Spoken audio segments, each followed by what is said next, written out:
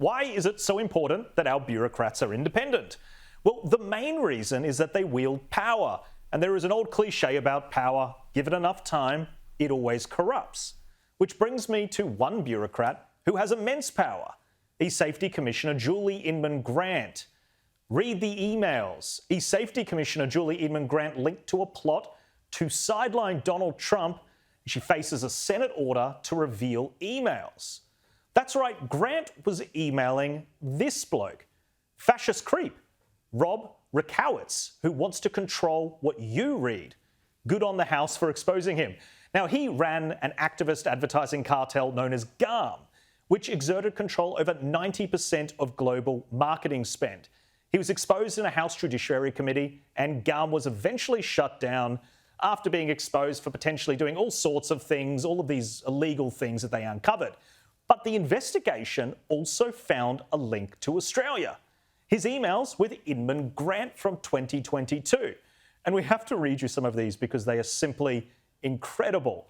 On November 9, Inman-Grant reached out to the aforementioned fascist creep and struck up a convo. After a bit of pleasantries back and forth, the emails turned to Donald Trump, and the fascist creep said, "I need to be spending more time with you. Oh, and election results. My main thing is I need to see Trump and denials effectively sidelined. But I am afraid of the contagion is too widespread to protect infection overall. I have little faith in either part establishments." Now, keep in mind that on November 8 in 2022, Donald Trump all but announced he was running for president again. So Grant is supposed to be independent, and we pay her about $450,000 a year to run an independent, powerful agency which has the power to censor the internet or bully global social media companies. And here is a guy that she's reached out to talking about a plot to sideline Donald Trump, a political candidate of a foreign democracy. So what do you think she does in this situation? Does she disengage? Does she say, "Hey, Rob, that's not appropriate. I'm a public servant. I'm representing Australia, and your elections are none of our business"? No. She writes, "That must be soul-destroying, Rob. I worked in the 102nd Congress at a time when members worked across parties on issues of mutual concern. America is not the country of promise I grew up in or left 22 years ago. It makes me sad to see the societal polarization and deterioration on so many fronts, and frankly, the violence that permeates discourse in the name of free speech, and not to mention the more obvious Second Amendment." Now, the fact that these emails have been around for a few months and Albanese has not sacked her is appalling. Her judgment is atrocious, and she has been in this extraordinarily powerful position since 2016, doing God knows what, sending God knows what emails to activists who hate Conservatives. And the Australian Senate has had enough. Liberal Senator Alex Antic has led the charge. This week, his motion ordering Inman-Grant to give up any more emails between her and this activist group has passed. Now, she's going to be facing scrutiny in the Senate and accountability for what she does on our dime. James, I think that we need to potentially be considering things such as term limits for bureaucrats who are in these very key positions. Because you've got a situation here where someone has been in this position since 2016. There have been calls for her to face a parliamentary probe because of some of this reporting, where there are emails where she's clearly talking in a politicised way while she's representing our country. But the thing that really struck me in this email is she knew that this person was trying to influence an American election and sideline a political candidate, and she continued to engage. Now, we do have to say, she didn't say, "Yes, I'm going to help you do it. Yes, what can I do to help you?" But she continued to engage with him. She flattered his points, and she let us know, while she was supposed to be representing the country, what her political views are. And I think that's dangerous when this person has so much power. Yeah, I find it interesting, firstly, Jack, and I think you make a very valid point for someone that's been in this role for a long period of time. Now, that in isolation, the internet and social media largely has changed enormously during that period of time. And given some of her failings along the way at trying to keep Australians safe, as the constant message of this is, I think there would have been an argument to move her on anyway. She's also extremely well paid, on more than $400,000 per year, which is a lot more than most state and federal ministers.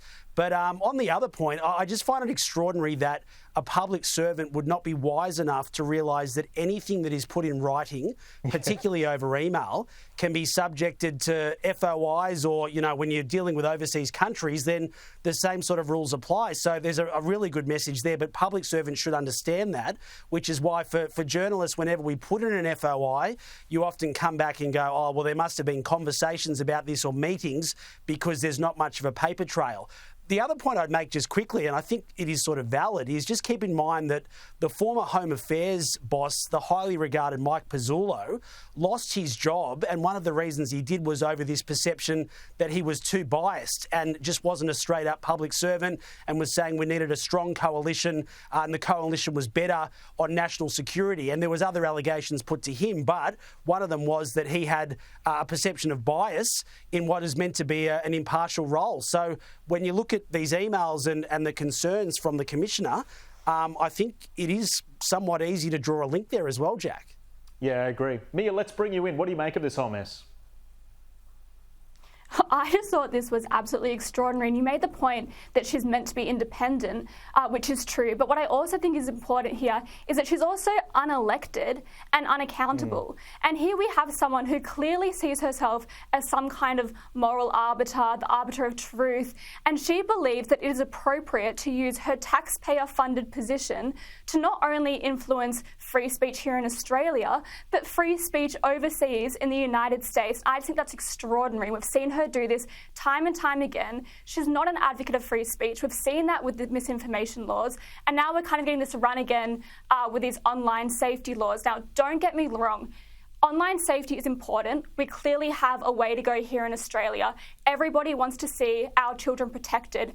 However, this is a complicated issue, and there are always mission creep in issues like this.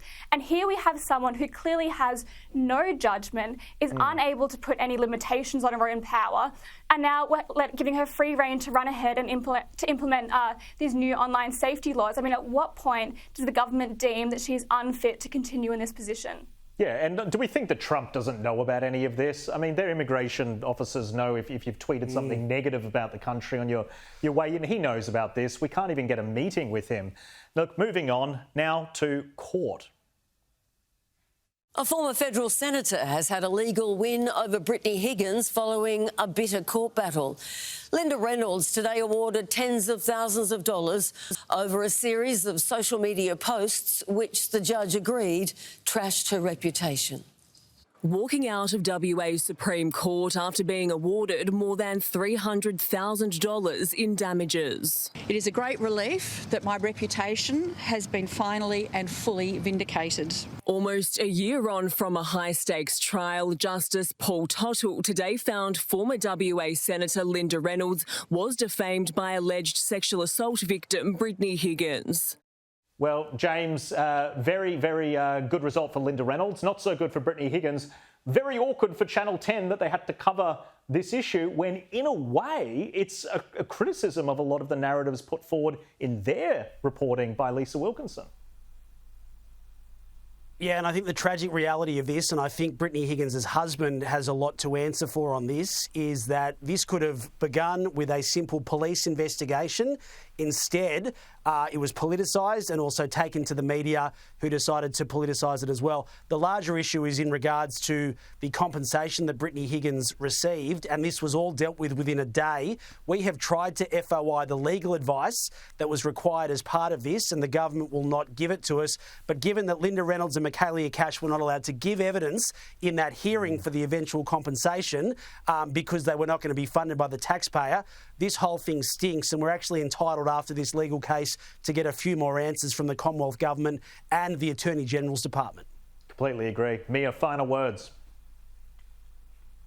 Yeah, I think this was a huge embarrassing mark on our media industry during this period. I mean, the court found that she made something about like 26 misleading claims to the media, and that was never reported on. I mean, as a reader, as a viewer, you always have some trust in the media outlet that they have done their due diligence to make sure that they are reporting on the truth, and that didn't occur in this instance. So there's no wonder that you have people turning away from mainstream or traditional media outlets when you have a finding like this. Mia, James, thank you so much for your time. I really appreciate it.